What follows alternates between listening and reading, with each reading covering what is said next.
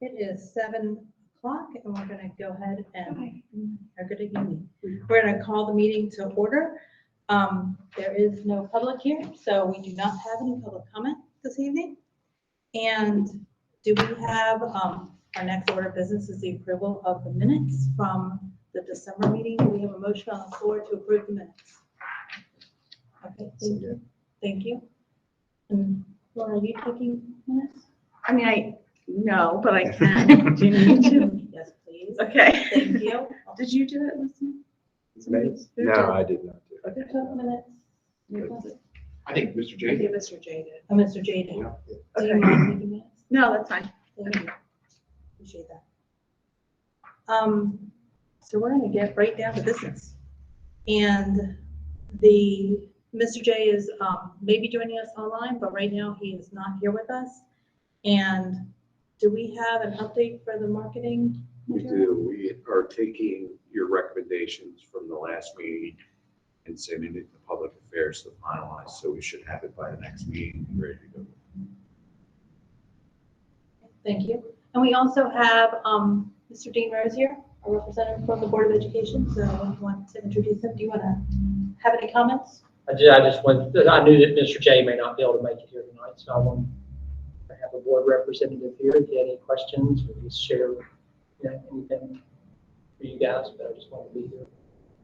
Thank you all for doing it. I watched the last meeting, and I did want you to know, he said something at the last meeting about this committee has the full support of the board president. I wanted you to know that this committee has the full support of the entire board. And that I would think that this committee has the potential to be one of the most important advisory committees that we have. So appreciate your work. So thank you. Excellent, thank you.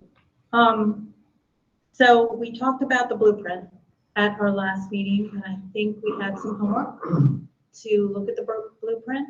And does anybody want to share any information regarding what they looked at, questions, concerns, and we'll talk about moving forward from there.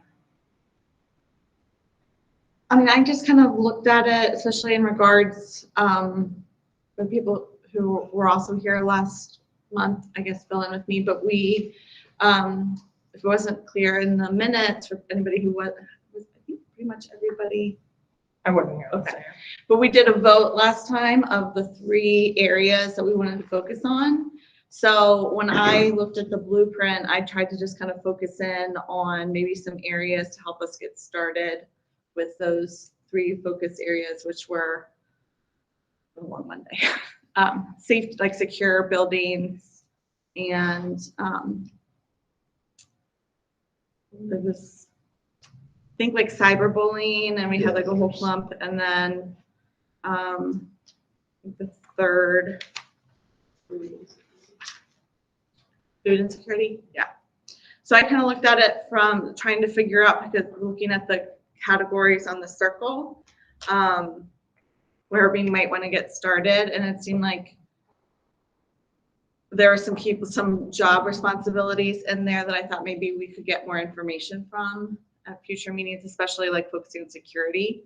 Because I think that's a big area, especially with what happened on Friday, to get really started on. Because I think parents in the community are gonna, with news that keeps popping up, unfortunately, that'll be a big area that they wanna to learn more about. Okay, thank you. Anyone else?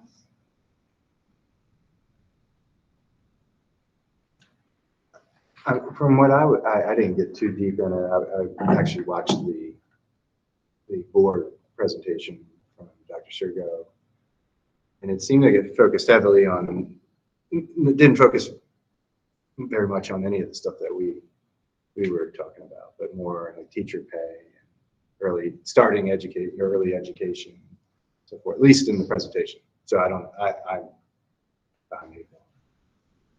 And I would say, I would point to that presentation, which I believe is December 7th.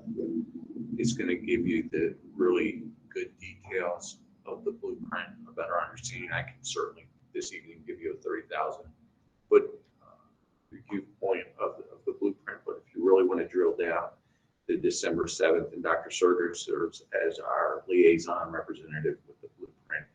It's very comprehensive and in some areas very complex. So the will of the committee, I can give you the 30,000 view of it, and you can certainly ask any questions, and I'll do my best. The other thing that I'd really encourage this committee to look at is Dr. Dyson released her superintendent's budget this evening. It's about a 17-minute video.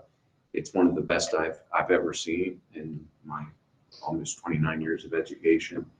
And it also drills down into the importance of the blueprint in advancing our school system. So I'll be very respectful of your time, and I'll kind of give you the overview of the different areas working off my cheat sheet here. But the first one you just spoke to is early childhood education, looking at increasing enrollment for pre-K. And that certainly makes a lot of sense. The sooner we can start educating our children, the better off we're going to be as a school system. The blueprint calls for an increase in pre-kindergarten enrollment, and it also calls for us to partner with established private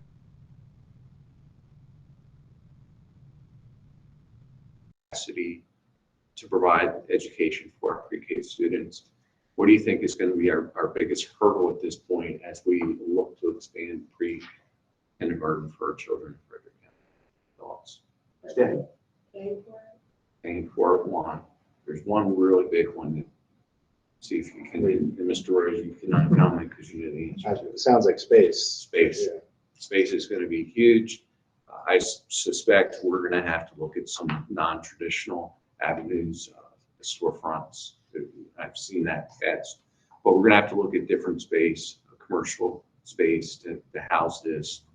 Right now, we're, I think, at 50% of our schools, 30+ schools, are over or at capacity. So finding the space is going to be a real challenge for Frederick County Public Schools, and we're going to have to be innovative and creative to find that space. It is a really lofty endeavor. It's always been in my educational leadership that you invest early, and then some of your investments over the long term diminish, which makes a lot of sense. So we certainly want to continue this pillar forward, the early childhood education. Any questions on that pillar? The next one is high quality, diverse teachers and leaders career ladder. And this is an attempt to increase the starting salary of teachers in Maryland. Right now, I think we're right around 51,000 starting. I started in 1994 at 27,000, so it has evolved. That was quite a while ago. We really want to have competitive salaries in the state of Maryland for us to be a premier.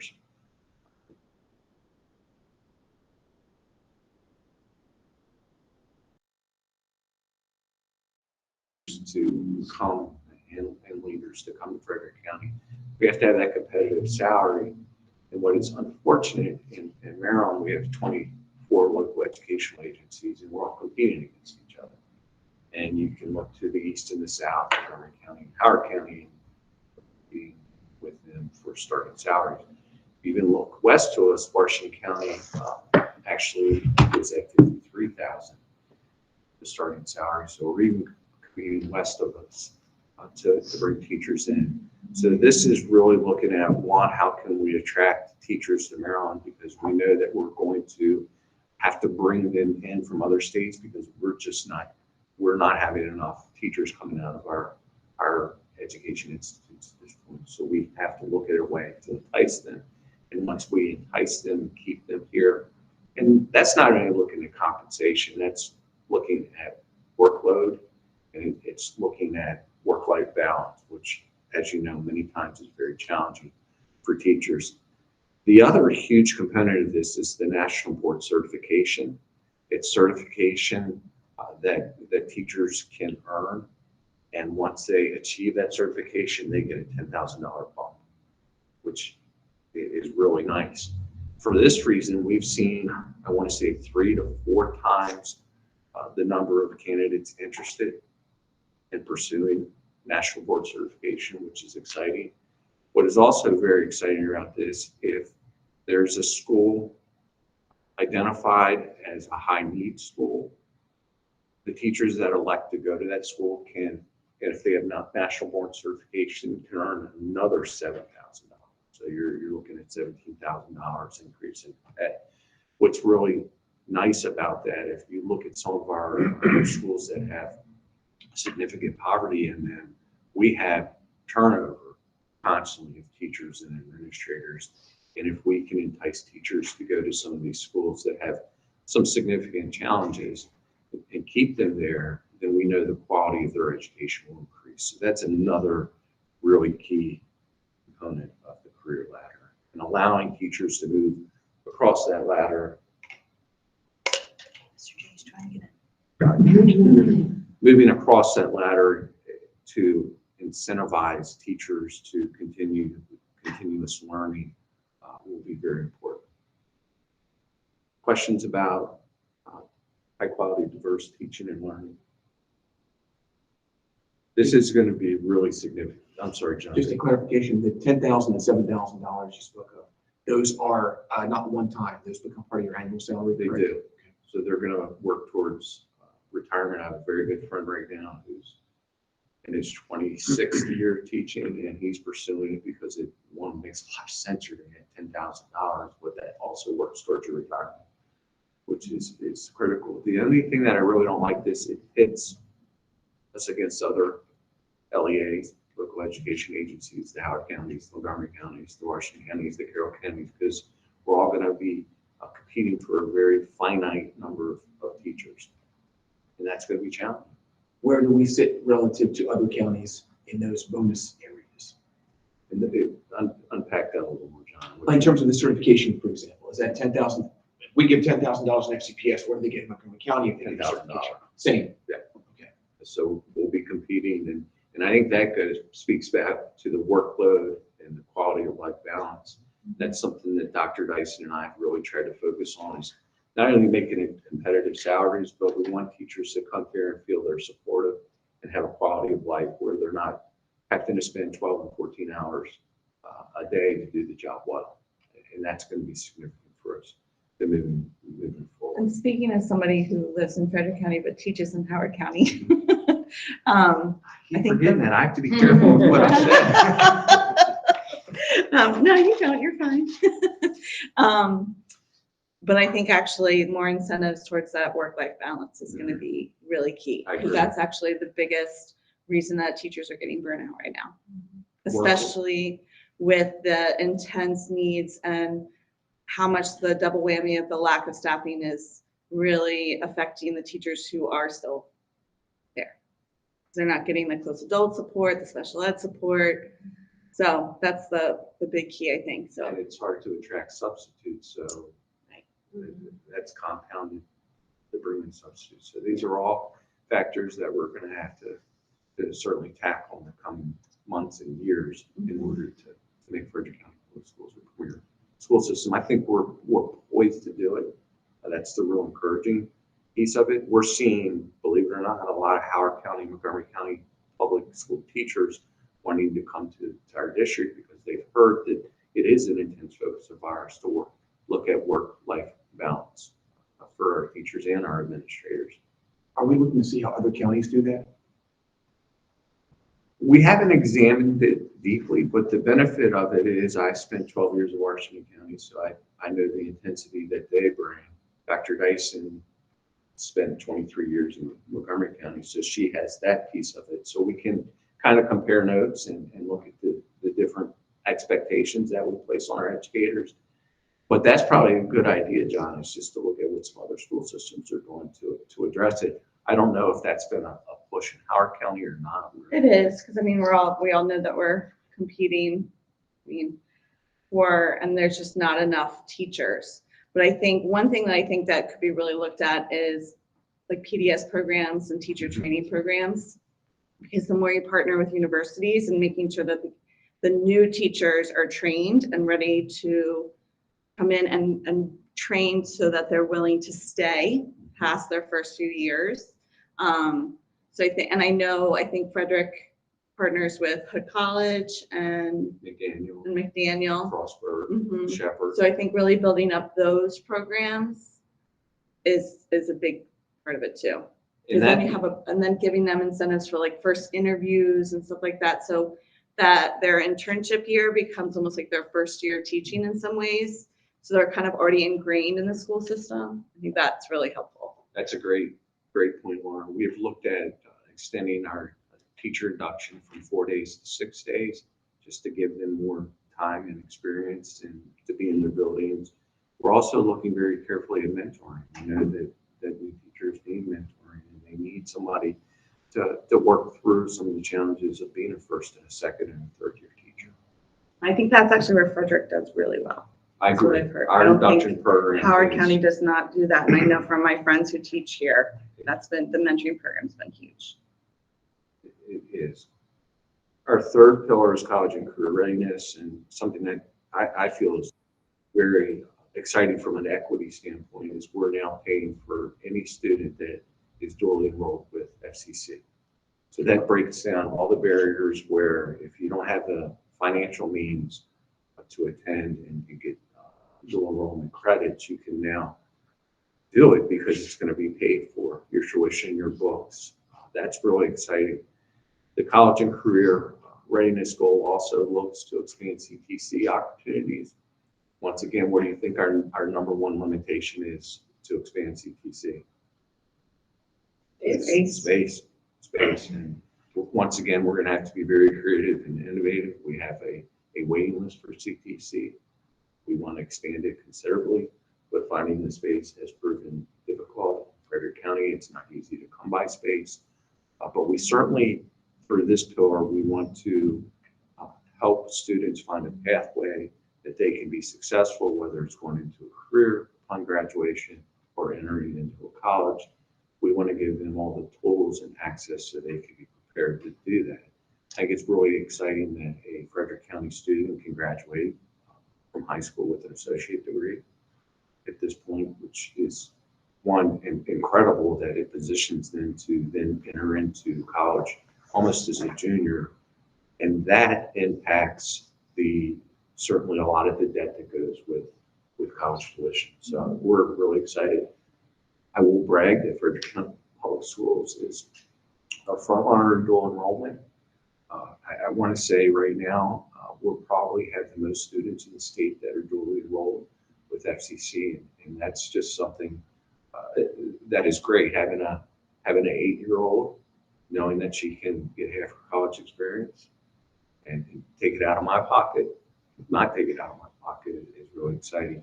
But this also really speaks to not only the college pathway, but the career pathway, because we know not every student desires or wants to go to college and wants to enter into a career. And if we can give them the skill sets to do it, then great. But space is the big one right now for us from CTC Avenue. Would it, just a thought from listening to you, sorry, but would it be possible to partner with more businesses, like getting like plumbers and manufacturers and having students actually work on site with and like get training with them in some kind of partnership with those? Partnership, apprentice stuff, yeah. Yes, we've started that, and we're going to have to continue to be creative and innovative in doing things differently in order to certainly meet the needs of our students. But we do have, like I said, we have a 500 student waiting list to get into CTC. That's significant. That's significant. How many students are in CTC right now? Don't know that off the top of my head, John. Yeah, I certainly can. Thousands? It's about 800 800. at the actual CTC facility. CTC is a pretty broad umbrella, right? And in my view, are there some areas that are in higher demand than others? Oh, absolutely. Yeah. We have the teacher academy is not a high demand, but we do have, believe it or not, our culinary is a super popular one. Our communications is a super popular one. Our engineering is a super popular one. Our law enforcement. So there are a lot of different avenues students can pursue in order to be career ready when they graduate from Frederick County schools.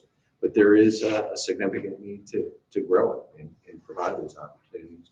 And that's where our board leadership's going to find a space and open it up. But there are a lot of, It's a huge goal. I mean, Dr. Marco was talking about, it almost 50% of our kids went on a waiting list.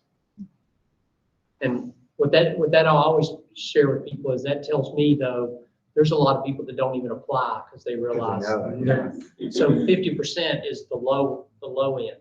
That there's a significant number of kids that desire to get in programs like that, and we're not able to accommodate them. And that's what we need to share through budget discussions. Dr. Marco, and Dr. Dyson, and ourselves have with the public is that this is the type of investment that we need to make in our schools and the education of our kids. Instead of pounding square pegs in round holes, we need to find opportunities for kids to immediately enter areas of interest to them. Because we're finding statistically, particularly in CTC, when we see those kids in the cybersecurity program or the teachers program, it not only elevates them there, it's elevating them in their core courses, because then they see the importance of those core courses in order to achieve what they want to achieve. I think it was maybe just prior to the pandemic or during the pandemic, we added physical therapy as an avenue for kids. I mean, there's some amazing programs over at CTC, and I'm a huge believer. I'm going to push very hard for investment in that program because I'm a big believer that that's the future of education for our kids. So, when I was in Washington County Public Schools, we started to look at non-traditional spaces. I can remember we leased a former car dealership and retrofitted it for emergency management training for students. I think that's probably some of the creativity we're going to have to look at, is looking at it, not necessarily traditional school spaces, but something different. Where's that mall? It's empty. We've got a lot of open space in Walkersville, buildings that are not being used. Even if you drive down Thomas Johnson Drive, you can see that there's a huge office building for lease, which intrigued me because if you look at it, it's in close proximity to FCC and CTC. And one of the main things that we have to consider is transportation, because we're busing those students in. Well, it's a really natural loop. So just a thought, Mr. Rose. I like it. I like it. I like it. We were talking about our school early, before the meeting started, but I know that the mall out there in Christiansburg has been transitioned into school space as well, just because malls are, they're not as feasible as they used to be. Right. And so the spaces are there and conditioned, and so certainly an opportunity. Sears is going to be a rather large space available here in 9 days. Well, I look at the old Ollie's. Yeah, I was thinking the Fredericktown Mall. I mean, that's just Home Depot and Boscott. Oh, now the movie theater. Where else? Yeah, there's a huge space in That's enticing to me because some of our greatest pre-K needs are in that area. Waverly, Butterfly Ridge, Hillcrest, they're pretty much at capacity. So we have to be creative in how we attack that issue. And our last pillar is to ensure resources to all students so that they're successful.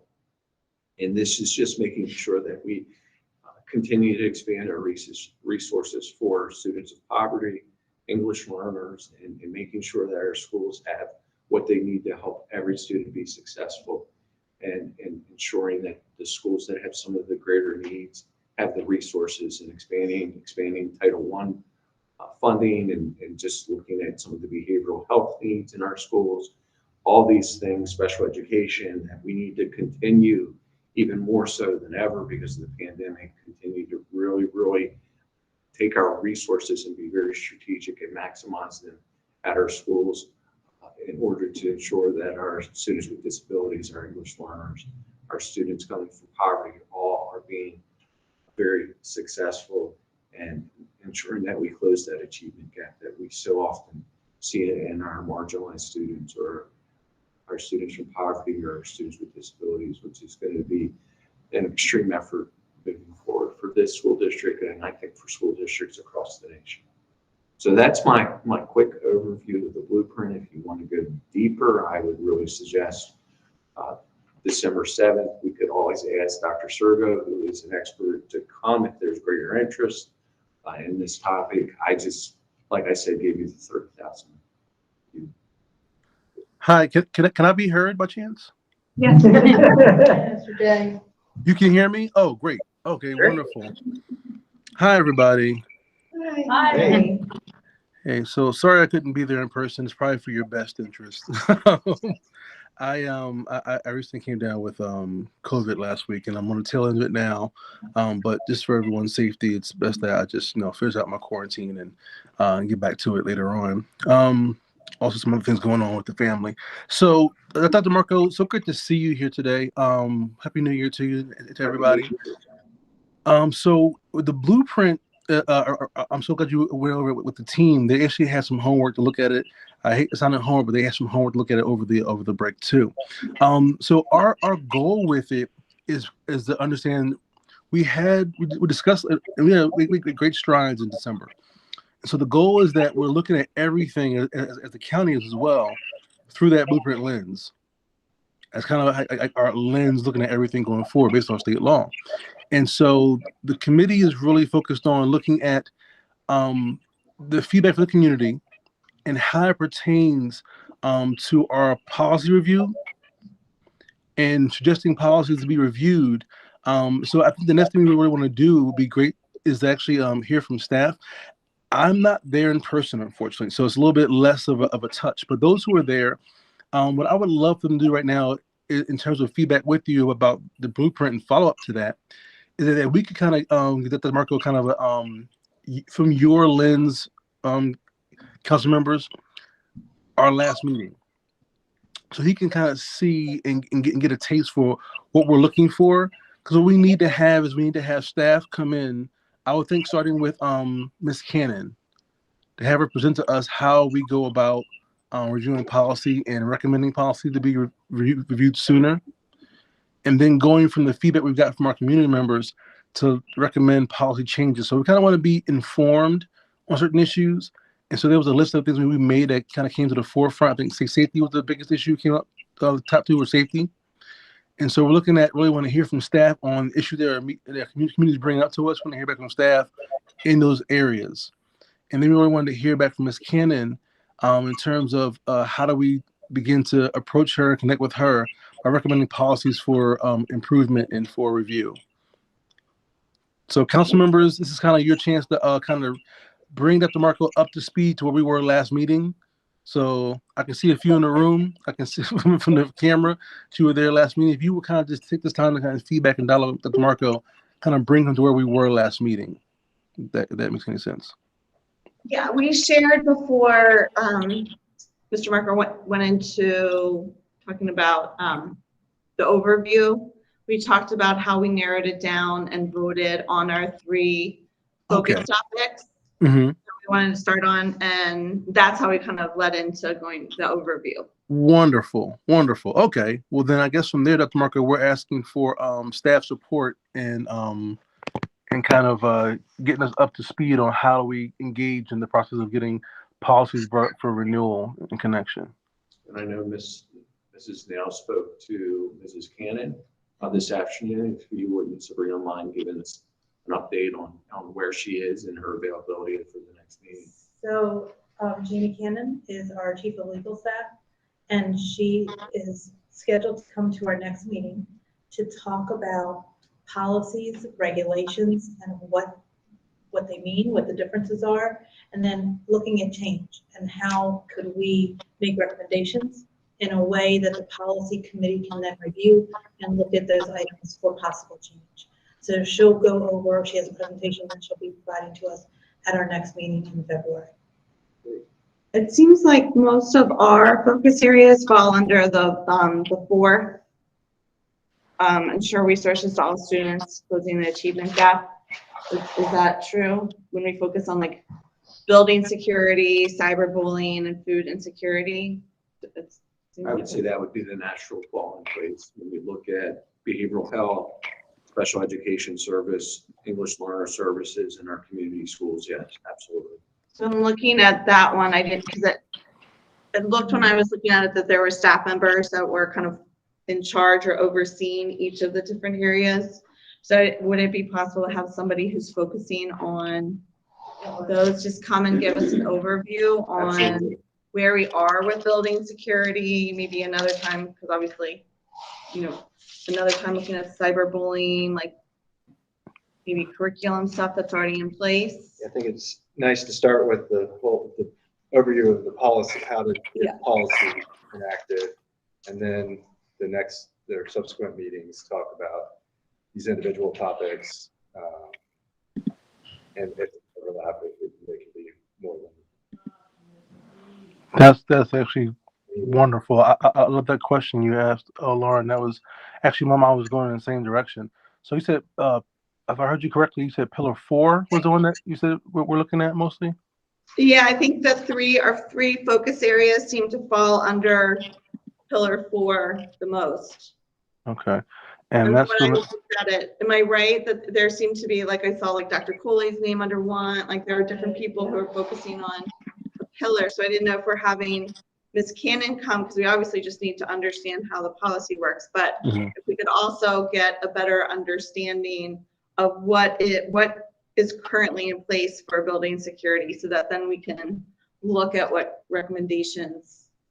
well, I know they are working together closely on that pillar. So I think Dr. Marco could, interface with those folks and find out who's available to come speak with us. That'd be a great thing. So you guys this is wonderful. I mean, what time is it? You guys are flying through. This is great. I heard so much is getting done. We made a real good setup last meeting. So efficiency makes sense. So Dr. Marco, is it possible that we could have a follow-up after Ms. Cannon, or meeting after that with the team from Pillar 4? Absolutely, and just for everybody, I can give you specifically pillar 4. They have six bullets: improve the education of students receiving English learner services, improve education for students with disabilities, provide supports for students attending schools with a high concentration of students from low-income families, implement concentration of poverty grants to create community schools and improve wraparound services, enhance student health services, and provide technical assistance for behavioral health needs. When I hear security, I almost go to Scott Blundell, who's our supervisor of emergency management. He may be a better person. You could have Jamie Cannon, let's say, in your February meeting, but then Scott or Paul Lebo, Dr. Lebo, in your March meeting. They might be two very nice informational sessions for you to kind of shape your thinking moving forward. So if that's the will of the council, then I can certainly, I know Sabrina has already worked with Jamie to have her at the February meeting, and then I could work with Mr. Blundell and Dr. Lebo to come in our March meeting and talk a little more about our security efforts within our schools, which have been substantial over the past 5-10 years, just because of the events that have occurred in Frederick County, but across the nation. And we've seen a lot of that in the news, unfortunately. So would that be the will? I've seen head shaking. So Jamie Cannon, February, Scott Blundell, Dr. Lebo for March, and get us started. Yeah. That does sound good. So actually, you guys were on the call before I was, and so I wanted to ask about the previous note there. I was actually a few weeks ago. I actually was picking up my son from school, and I saw a brochure in the front of the school by the attendance desk, and it had a logo similar to the one we were originally pitched for our committee logo. And the logo was actually used for hard of hearing deaf students to identify like signs for deaf students. And I was like, wow. So the council had mentioned before that it's some concern with the ear, and I saw the exact same ear on another SCPS paraphernalia, looking for services for students who had hearing impairment. So I think that right there would cause confusion. And so just not taking in the council's comments along with what I saw in person, I think we should look at retooling the logo, Dr. Marco. We can certainly do that. I kind of agree with that. Also with I think if I recall, the language said we're I don't remember exactly, but it said hear you as opposed to maybe listen, because hear is obviously implying, these. Yeah. So I think I think the team, I put it into in the minutes, but the team kind of just asked for like a rework on that one. I think there was we put in the minutes inversion of the colors, looking at new logos. We probably kind of just need a back to formula for that one. The other one, brought a copy. I don't know if you wanted to reference it, what you were. Sure. Thank you. Yeah, hear you. We could definitely go back to the drawing board. That's no heartburn here. Okay. Thank you.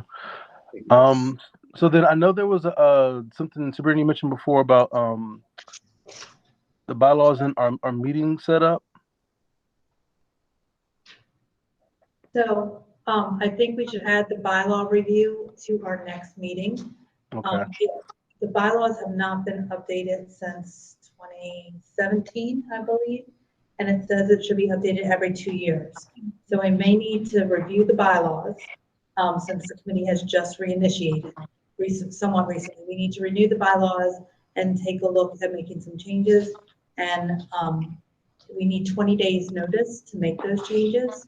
So if people could possibly review the bylaws as part of your homework going forward, then we can look at making some changes to set the bylaws in a format that is more current and to address our meeting times and possibly even subcommittees. So if we move forward, subcommittees as part of the bylaws that we can create, and looking at our 3 different focuses, once we gather information from staff, then we may be able to break off into smaller groups to focus more in depth on either food insecurity, or one group could do food insecurity, and then present some additional information for the whole group to review. But that way everybody doesn't have more homework, and we can move forward faster by breaking up into smaller groups and bringing together to talk about information.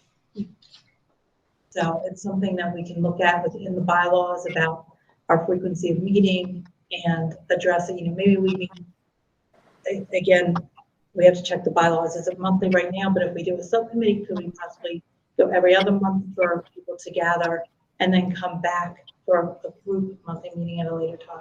So we need to look at the bylaws and see about updates and making some changes so that we're more productive together when we meet. Are we at quorum? Because I know that was an issue last month.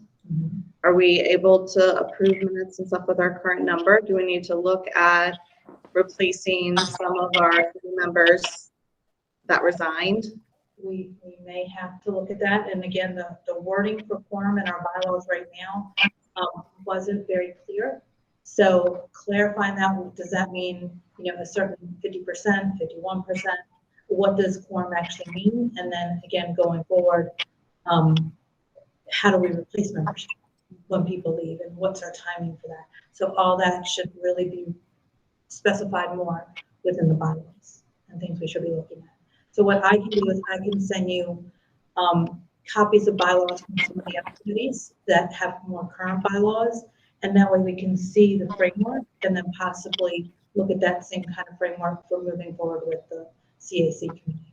So I can have that sent out to you. These bylaws are what we reviewed or what we were given when we first were selected. Right. Wonderful. Thank you, Sabrina. Yes, you read my mind on that last comment. Thank you. I also wanted to acknowledge a guest in the room. Mr. Dean Rose is here. Mr. Dean Rose, thank you so much for stopping by. I appreciate that so much. Presence is definitely appreciated. And Mr. Rose, as you guys know, I told Mr. Rose when he asked to come by, I said, like, well, we all know you. So Mr. Rose has been a steady visitor, so he's not a stranger in the room. So it's good to see him there. We are in the bonus time, folks. This is wonderful. So we've hit a lot of things that I wanted to speak to. The market's kind of been filled in. We touched on our work we did with our previous votes for community feedback. We talked about the bylaws. So hearts and minds, the Q&A time. What's on your hearts and minds?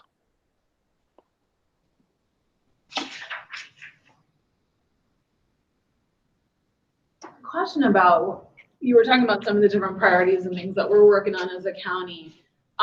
When we talk more in depth about those things, and I guess I'm curious overall too, are there like short-term and long-term plans for that?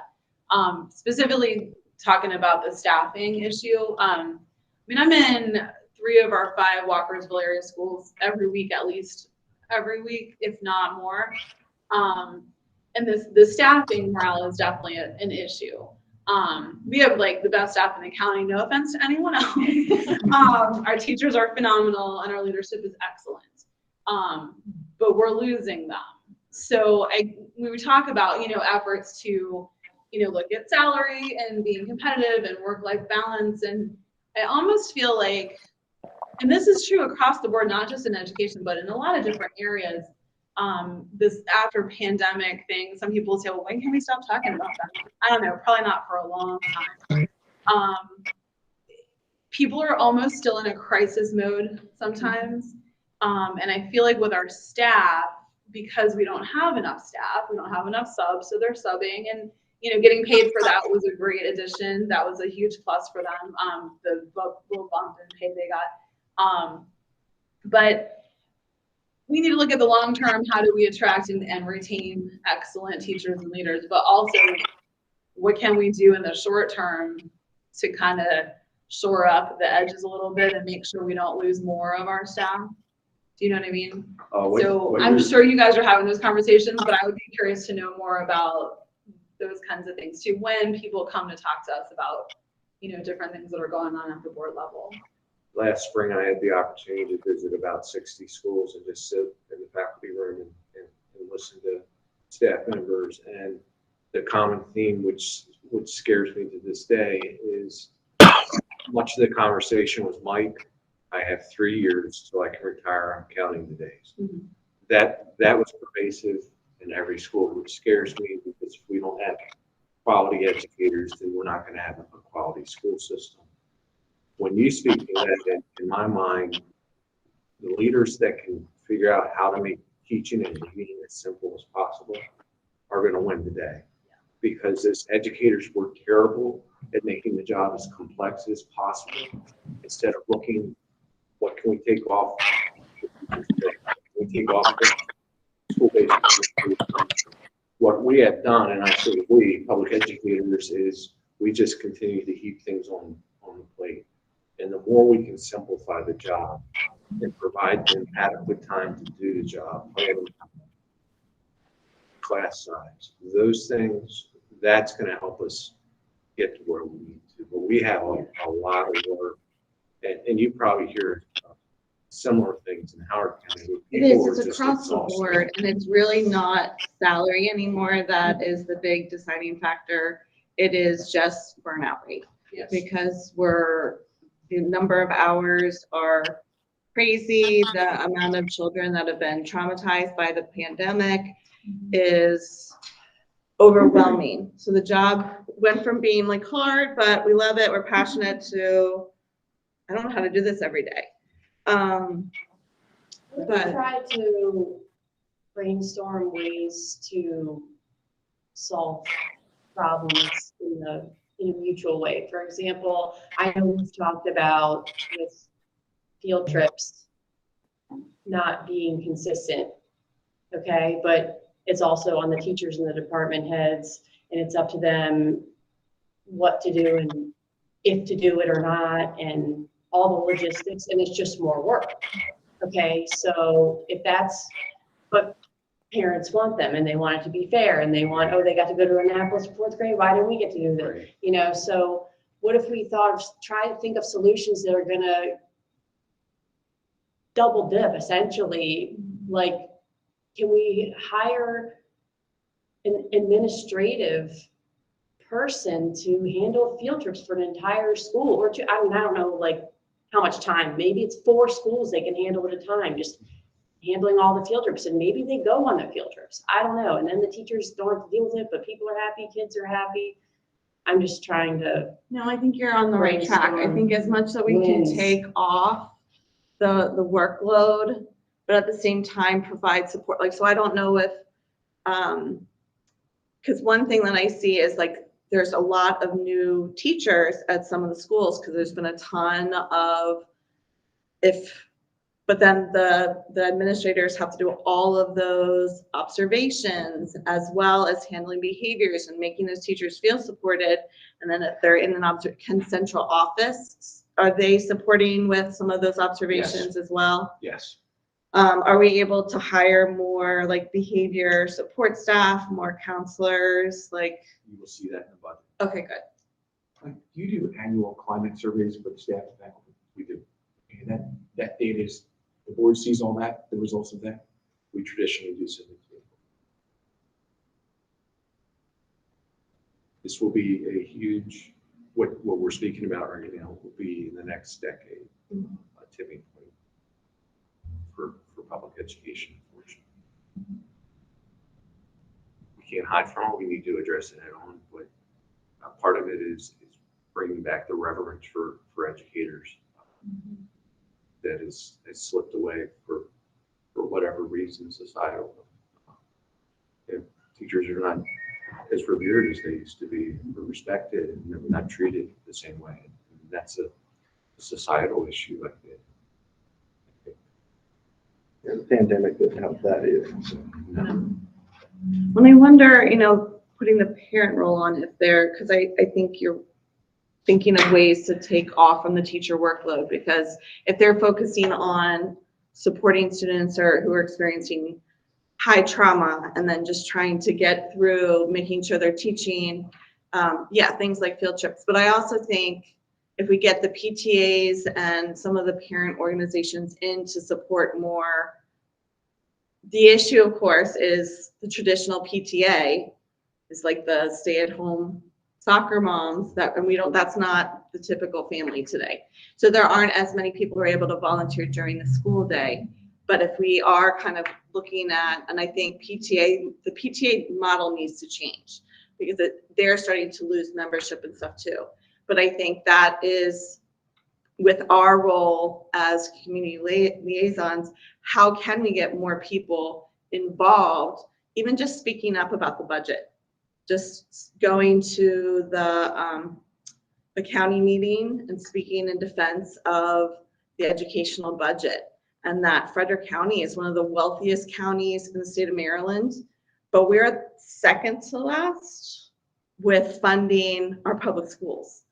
And that's, and there's a lot of political stuff with that, but the result is we have a lot of things that we need to fund. So there's just lots of ways that people can get involved, and just continuing to vocalize that and let people think, I might not be able to go in and volunteer to help a lunch shift or, make copies and stuff like that. But there are other ways that I can support my child's school and advocate for their teachers and just get involved in the community. And, and maybe just even like brainstorming ways that we can communicate that. I was just thinking about the PTA as well, because I feel like, I work full time. And I've always worked far away, so I've never been able to go. So I'm working from home now, and I could help a little bit more. But if there were really concrete things that somebody could assign me, like, okay, I need you to assemble these things, or I need you to do something that I could do on the off time to like support teachers, I would be happy to do that. And I think maybe building that, volunteer parent community for the school. And some of all the schools don't have that, obviously, but then maybe they could, share, or I don't know. But if there was a little bit more concrete tasks that I could help with. Well, that's good. There's going to be an equity issue there.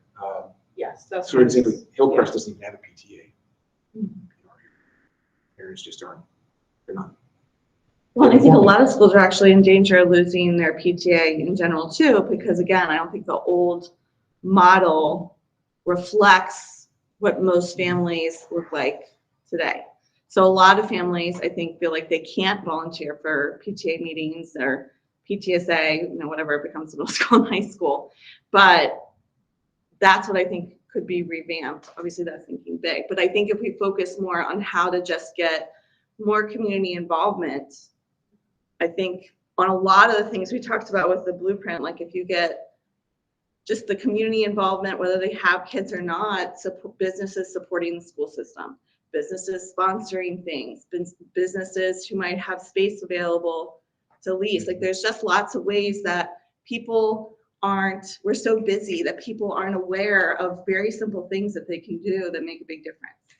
You know, you have some extra space on the manufacturing floor, maybe you could have a CTC class come like learn something from there. But I think there's just a lot of ways, if there are ways that we could think of like a finite list that people might not be aware of that they could do to support the school system. Lauren, I think the most immediate action this council can take, spoke to it, is to really advocate for the funding Dr. Dyson released her budget this evening at 5:30, and I encourage you to watch her video. It's, like I said earlier, it's super well done, but it also speaks to what you're talking about, and that is direct support to our schools, to our students, to our educators, compensation. So the more we can get our community behind Dr. Dyson's budget and eventually the Board of Education's budget, I think it will position Frederick County much, much better in advancing forward. And with the find out first that was sent regarding the budget, it also has a calendar to show dates for when people can come and give public comment and listen to the discussions and hear about that, which again could be beneficial to share with your communities to let them know. So one thing I think the community, at least people in my community that I've talked to, that they don't know, they don't realize how low funding is for Frederick County compared to the rest of Maryland. Like when I tell people that we're second to the, people are shocked. They have no idea that that's how low we are, because they're like, oh, we have a decent amount of money in this county. We're a pretty big county. We must be funding our schools. They don't realize that we're not getting the adequate funding. It's a huge discrepancy. Yeah, The fourth huge. lobbyist and then second. Right. It makes no sense. And people just don't, because it makes no sense, people don't think that that's how this is working. Like they don't. So, another thing would be how to address the community to let them know that that is the problem. Like that's why you need to show up, because it's not that Dr. Dyson's just asking for this money. It's that we don't have the money. We need this money. We're not getting this money. We're low compared to other counties, and people don't realize that. I just want to say a few things. I decided a couple of years ago to see what was going on in the school system because I didn't really know anything about it. So I decided to just go to a PTA meeting or go to a school committee meeting. My kids were both in Oakdale High School at the time. I guess Oakdale has 1,400 students, something like that. And I went to 4 or 5 meetings of different committees or different PTA. The most amount of parents I ever saw there, including myself, was 2. And just listening to what you just said, and I apologize for not seeing your names, but what Lisa said and what you two said is there are a couple of things that all go together. Number one, nobody has any idea. The communication is non-existent. It's not anybody's fault. It's just, that's where we are. Number two, talking about the traditional model, which probably left 30 years ago-ish. You don't have 2-income households anymore. We have 2 people working 4 jobs. So they're just satisfied that their kids are somewhere during the day. And if you say to them, I need 1 hour of your time, they'll look at you, which job would you like me to not do to get to that? So figuring out how to get something from somebody so that you don't, 2 out of 1,300, what is that, 0.1% or something. And then to what Lisa said about support staff. I spent a bunch of years in the healthcare staffing industry. And our motto was, the doctor should only be doing things that the doctor is required to be doing. So in other words, if you need a license to move this from here to here, then fine, the doctor will do it. If it doesn't require a license, get anybody else to do it. Whatever. Now, of course, this is all over the traditional model. You get the less paid people so that you don't have a $100,000 a year person putting springs on pens. So probably one of the best points I've heard since I started coming to these meetings was, if you can get an admin person, whatever you want to call them, that can support 4 people, 6 people, whatever, goes back to the work-life balance that you were talking about. And you say, if you say to a teacher, the teacher, and I don't want to speak for teachers, but any but reasonable person would say, I'll gladly give up X if I can have back 3 hours of my week. And those 3 hours can be spent by a person setting up a field trip that doesn't need to have an education certificate, that doesn't need to have a degree or whatever. And that is a huge investment. You know, if you say to a teacher, hey, why don't you come teach in Frederick County? And you are both bobbleheading your heads when you're talking about the money is now going down, down, down on the list of priorities, and saying, well, look at our great support staff. That's how people are picking jobs these days, not just in education, but anywhere. Look at our, you know, I mean, if you've ever been to Google headquarters, I work with Google. You walk in there, it's like a playground. I mean, look, here's our free cafeteria with all the vegan food that you want. And here's gymnastics areas. We have yoga 3 times a day. That's how people are hiring people these days. So in the school system, teachers, I don't speak for teachers don't mind doing all this other stuff as long as it's teacher stuff. You know, but now you're asking me to do this and that and the other thing. You hire a school resource officer because they're licensed to carry a firearm. You hire these people to do these other things. If you say to a teacher, come to Frederick County, we're competitive, maybe 1,000 here or there below or whatever, but you'll get to teach. That's the selling point to me. And then going back to the parents, who are really the ultimate support system for all this. I make my living on social media. I might have mentioned that the first time. I'm on, don't shed a tear for me, but I'm on Facebook 15 hours a day. Okay, and Twitter and Instagram. So I mean, yes, my mind, I take a lot of psychotropic medication to cope with it, but that is how people are finding out everything. And if you were to say to folks, are you aware, like I run Facebook groups for communities throughout Frederick County. I live in Spring Ridge, so I run the Spring Ridge community group.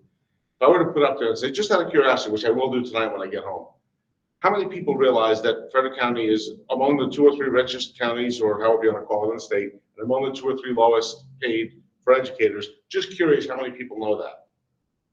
Out of 4,500 members we have in our one group, I might get 30 people to I was in respond. Spring too, and I've shared that a lot, so I'd be curious. Yeah, and again, I don't know whose parlance it is. I don't know whose play sandbox it falls into, but you certainly can't get people spun up about the urgency of something if they're not aware of it. And then the idea of directing the resources, like you were talking about, is kind of secondary to the fact that, you know, somebody should be raising the urgency. To hear you say that Hillcrest Elementary. doesn't even have a PTA, we could all guess why that is. But then you said in the next 10 years, 10 years is now, you know, in a lot of governmental planning, 10 years is like, you know, today. What's going to change in 10 years? That's easy. It's going to get worse. Okay, so it's like 270, or people always talk about infrastructure, right? So I think the first step, I'm just making notes here, the first step before any actions are taken, to me, is that we have to have some way to ring the fire bell. I mean, literally back in the day, if you rang the fire bell, everybody could hear you because we all live within a mile of the fire bell. But now that we don't, I mean, you mentioned Walkersville. I don't know if I've been to Walkersville in 10 years. I live on the other side of Frederick. But if there was a way to do that, everybody seems to find out when a restaurant closes. Everybody seems to find out when you know, I mean, it's a stupid example, but if the mayor had an affair with the owner of the local building company, believe me, everybody in Frederick would know about it. I don't even know who the mayor is, but I'm saying, you know, that I think is the #1 thing as a citizen's advisory, to say, okay, how do we go out and get, you know, this? I mean, the first meeting that I came to, the organizational meeting, there were no chairs here, you know, and half those people never showed up again. So I would just say that committee-wise or subcommittee-wise or whatever resource-wise, item #1 is how do we talk to people, have them talk back, because otherwise we're just going to be talking to each other, which is fine. You seem like nice people, but so that's just my 2 cents. I think communication and I think that's why we spent time on the logo and that kind of stuff, because I think we need people to know what we do and really aid in the communication piece and advocacy piece.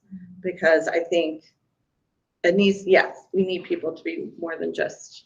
If you thought about it, I mean, I lived here for 25 years, or maybe more, I don't even know how long I lived here, but there's like 2 or 3 or 4 places that everybody in Frederick seems to go for their information, you know, and I don't know, people used to go to the fair, I don't have to go to the fair anymore, but it just seems, you might as well all agree that social media, unfortunately, is the devil that we all pay with our due. But, you know, I mean, if I want to talk to my kids and they're in the next room, I will text them. I don't actually, but that's the problem. So, I don't know, that's one way I live in a neighborhood with 4,500 people. 25 years I've been there, people still ask it, you know, the Monday after New Year's, are they picking up trash tomorrow? Say, you know, okay, what, you know, where do you get your info? So I think that's all the great priorities we have. That's got to be number one on this echo chain. Well, maybe like Ms. Cannon, the legal person, because I feel like during COVID, the Everything Frederick, like Facebook site that does tell you what restaurants or, you know, people can give. If there was something like that for FCPS policies, it's not run necessarily by the board or the super, but it just by an advisory board that's sharing information, but also a forum to really, we talked about, you know, we're responsible for surveys and things like that, but I don't know, it's just something to think about of how we can. If you made an FC, I don't know what the wording that they're using is, but if you made a Facebook group, because that's the age demographic. I mean, Instagram, it's kind of the TikTok leads into, actually, Right. TikTok's people are older than you think they are, but Facebook is still the 45 to 55 demographic now, whereas 10 years ago, it was 35 to 45. It's like the Iacocca, they're kind of aging with their cars. Yeah. The Everything Frederick folks, I'm sure, would be receptive to us at least promoting on their page, saying we're starting a Facebook group that for the Citizens Advisory Council. It But works. we start something similar to that is more what I'm saying. No, that's what I'm Following saying. that same To model. promote it Yeah. through there, Mhm. that's how you get a member. That I've Yeah. built a lot of groups by glomming off other people's membership with Right. their permission most of the time. And once it catches and people see, well, this is where you can go for that information, a survey, this is the survey of the week. You know, because look, right now you have feedback from exactly 0 people. So, or 1, 2, 3, 4, 5, 6, you know, whatever. So if you get 5,000 people, and that's a tremendous sample size, you know, at least to start with. But I would be happy to, I mean, like I said, I do it all day long. I'd be happy to do that. I could seed it with hundreds of people from my neighborhood group, the Everything Frederick folks, who seem to be pretty positively, you know, they're not. Yeah, I mean, the biggest thing is making sure people don't like bash teachers personally. Like that's the thing is, because even Everything Frederick, I think, has had to be very Yeah. careful. So we'd have to make sure it isn't too big of a job because it could become a nightmare really fast. Uh-huh. But I think if you use it directly for communicating information. that's something Well, that- It happens, sorry, Mr. J. The groups I manage have about 300,000 people in them. I manage them all myself. The only way I've done that, and I'm still able to sit upright and take nutrition after doing it for 14 years, is I rule them with iron rules. So my groups, for example, my Facebook groups, have a 0 strikes and you're out abuse policy. If I say I don't like your sweater, I get banned without even notice. And everybody knows it. So I have very few incidents anymore. And 99% of the feedback I've gotten over 14 years is people sending me messages. I've gotten hate mail, I've gotten threats and everything else, but they peter out after a while. But people saying, thank you for making it a safe space. And I have the posted rules. It's just very simple. Communicate constructively or leave. That's it. And because it's not, we don't even do debates. If someone says, I think they should build another school in Hillcrest, great. Here's the address, send the letter. We don't do the thing where, you know, 3 steps, somebody gets called Hitler, that I can't remember they call that, but we don't do that. My forums are as clean as they could possibly be. So. I'd be happy to help in any way I can. So I think that's really good. Because what you mentioned before is really on the heart of the board. Sue Johnson and I, when we first got on the board, we actually kind of grilled our then director for communications about, like, the word's not getting out. But for that, I think what we need is, am I clear? I hear like garbled in the background. Am I clear? Can you hear me? Yes. Okay. So I think what we need before we get to that point, we have a lot of hurdles to get to before we get to that point. First, we have to get our logo together, get our messages clear, get our purpose together, and get walking. After that, I think it would be very constructive for you to meet up with our social media team and kind of walk over with them and find out, like, since SCPS representation, if we could have our team connect with like Sabrina mentioned before, having subcommittees. If we have a subcommittee on social media, have the staff of social media for SCPS connect with that team, kind of put in place their guidelines and what we're looking at, and then kind of just have them as a liaison guidance for that, and then go for it. And then we could, move in that direction. But I think we have to get a lot more things laid out before we go out, because the time for building isn't the time for marketing. So we're still building right now. I love what you're saying. It's absolutely needed, and your heart is aligned with where the board is. Because there's people who are on the rock we haven't got to yet. Because you're right. Something will happen. People will ask somebody on the playground before they ask the school system. So we are missing people. And so I totally agree with what you're saying. I just think we have to get our messaging clear as a council before we go out to that next step. But for what you've offered, my mind is on you to be our social media subcommittee leader. So yeah. Even just something as simple as did you know Frederick County Schools serve 328,000 meals a day or something like that, or whatever. I mean, just to give people a window into how massive this undertaking is. Because when you're two people working 6 jobs, it's not there. Well, Absolutely. Student security, how many people aren't aware that just by filling out, how many families don't fill out the form for free and reduced lunches because of the stigma behind it. But there's also so much funding that comes from filling out some of the paperwork, but parents don't know that. They just, so there's a lot of value in just making sure that's communicated. The find out first emails that I get, I repost them in our social media. And I've noticed that maybe 10%, 20% at most are produced bilingually, which, to your point, if there's a form that needs to be filled out, my Spanish isn't good enough to translate it. I copy and paste every single thing, whatever language it's in.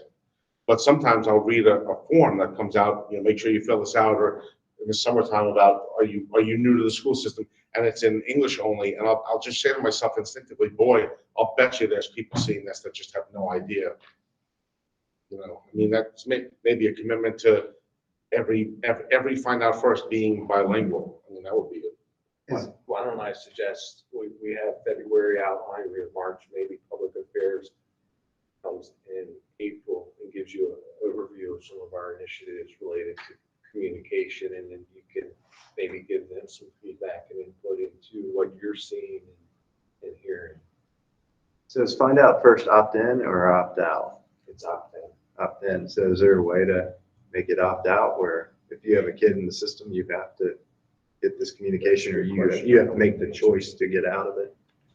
It's certainly something we can ask public affairs. I mean, I know that there's touchiness there, but at the same time, they're getting a service from this organization. And so, yes, they can opt out, but they're already going to be in, and they have to choose to opt out. And then just update for the school, move it up to the next school. Yeah. So make sure you get accurate information. Well, that's good stuff, folks. Free meetings. That's good stuff. So I have a question for the good of the order. Is there someone on minutes right now? Yeah, kind of. Okay. Yeah, they're very official. Okay. Okay. I'll take them up.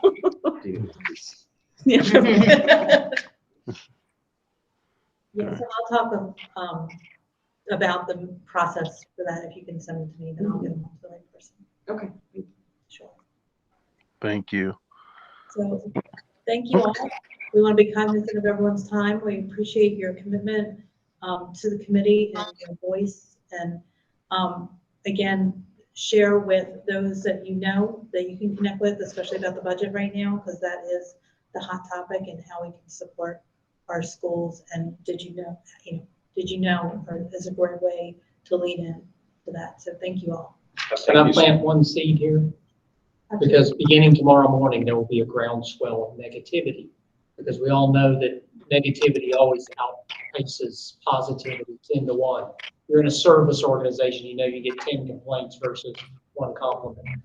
So when that $933 million budget hits the newspaper tomorrow morning, there's going to be a groundswell of negativity. So I would ask that not only are you our ears of the community, you be our advocates as well. And I'm going to plant this seed is that the only word I will ever use in regards to our budget is investment. It's an investment in our children, our families, our community, and our future. And that's what we need to talk about. I'm going to hammer it from now until my term runs out. This is an investment. And there are dozens, hundreds of statistical studies that tell us every dollar invested in education returns somewhere between $18 and $36 to our communities. And we don't talk about that enough. And that it's the best bet going is an investment in our young people. And we need to talk more about that. And they, when it's me getting quoted in the paper, or Dr. J, or Dr. Marco, it's us. It's the school system, of course.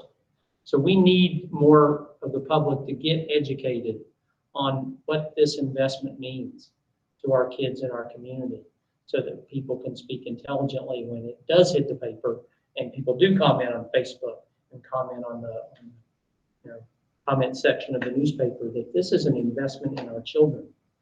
And there is a number that's returned to our community because of that investment.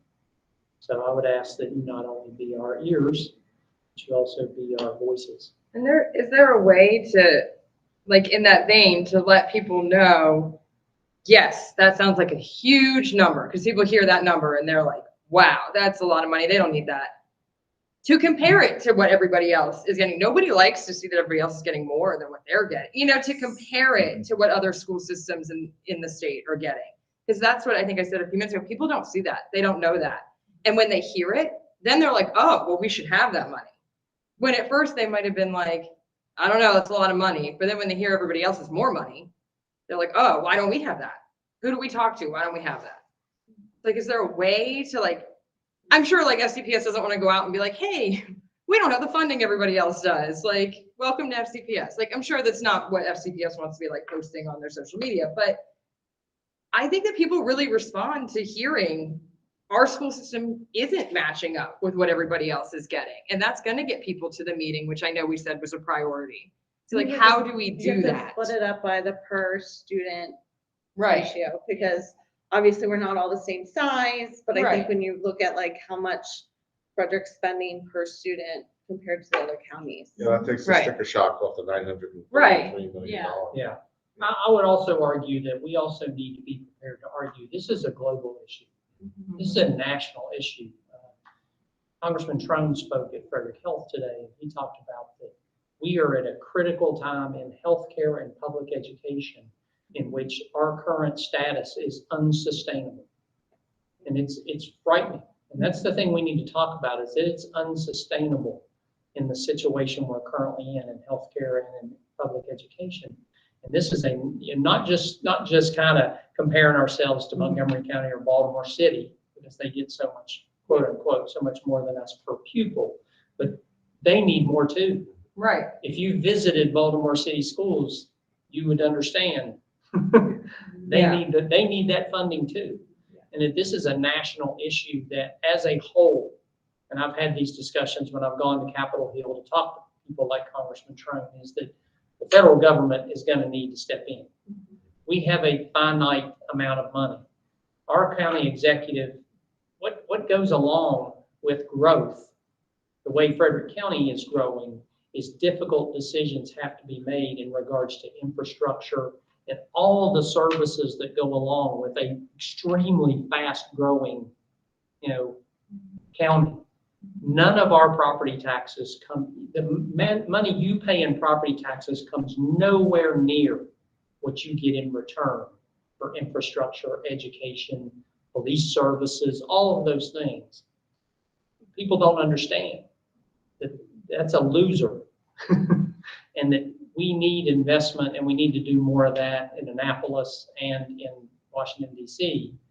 And I was encouraged pre-pandemic that folks like Congressman Trone were talking about bringing forth bills in which districts that went out on a limb, states that went out on a limb and brought forth blueprint-like programs. He was going to bring forth bills in which matching dollars would come from the federal government for all of those states that brought forth this type of commitment to public education, because this is expensive. This is very expensive, and our county's going to have to pony up for that as well. And it's tough. Our county executive is going to have some difficult decisions to make, because as we all know, we need roads, we need sewage, we need a lot of things in this county to support the growth that's happening here. And they So do that's need to why I hear talk things- about, this yeah. is a global situation, a national situation, and we need to talk about investment. This is an investment, and we need all of our community to be voices in Annapolis and voices in Washington, D.C. every chance they get. That I have a difficult time finding anything more important. When you than- talk than about $18 to $36 to one return, it reminds me of the story about the CFO says to the CEO, what if we spend all this money to train our employees and they leave? And the CEO said, well, what if we don't train them and they stay?